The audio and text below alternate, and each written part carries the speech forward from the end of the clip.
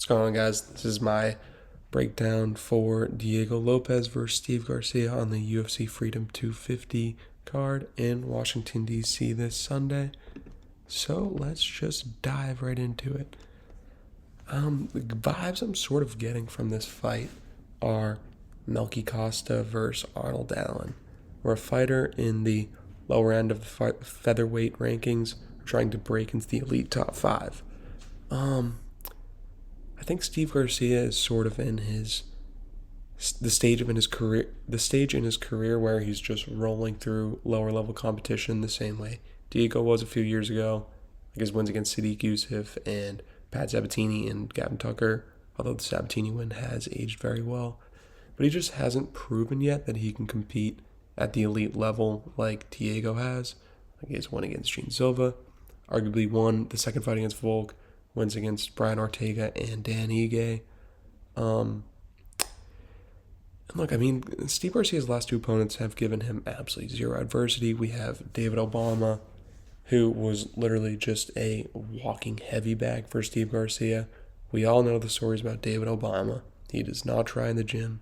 He let his talents carry him. He does not put in the effort.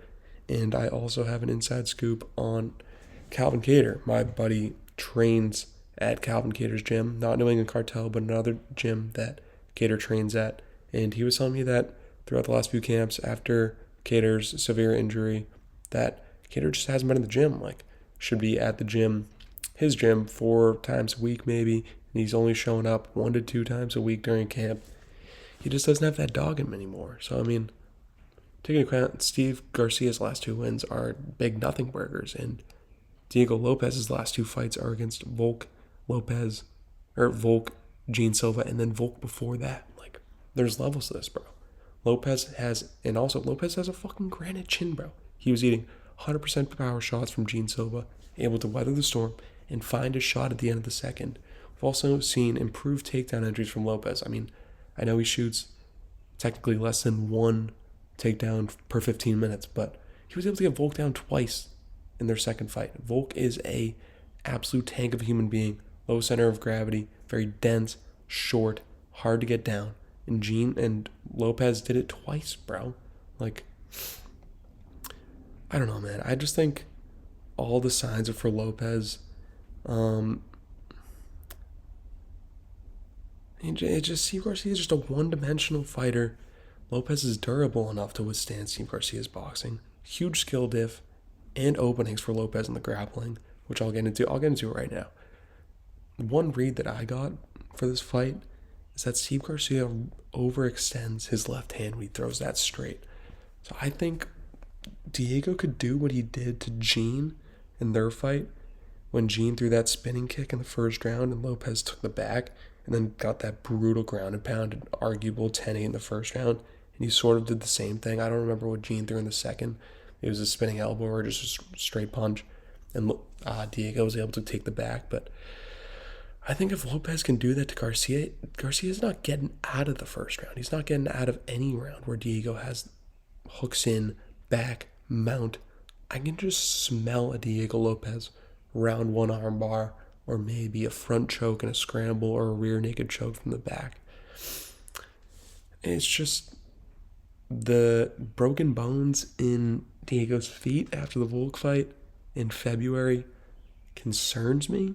That's the only thing from keeping me back from just absolutely hammering Diego Lopes. That fight was just over 4 months ago, maybe 4 months ago today as I'm recording this. So I don't know. I mean, he's young. He probably can recover very quick from that. But I don't know. I mean, I just don't think Steve Garcia has done anything really where you can get me to pick him. On paper, it looks like Steve Garcia could get it, and obviously the odds are coming closer, so it's sort of scary from an outside view. But once you do the film, I feel like it's easy to tell that Steve Garcia has not. Well, you just know that Steve Garcia has not seen anything near Diego Lopes' level when the grappling and even the striking. Who has given Steve Garcia challenges in the striking? Nobody. I don't know. I mean, that's my read on the fight. I am going to bet Diego Lopes by submission. I'm going to bet him by finish, and I'm probably going to put his money line in a parlay. So I'm going to be going in. I'm not going to absolutely fucking hammer Diego Lopes, but I'm definitely going to hit submission, sprinkle finish, and also take his money line in a parlay.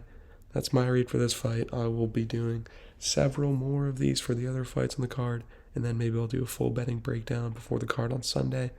So yeah, thanks for watching.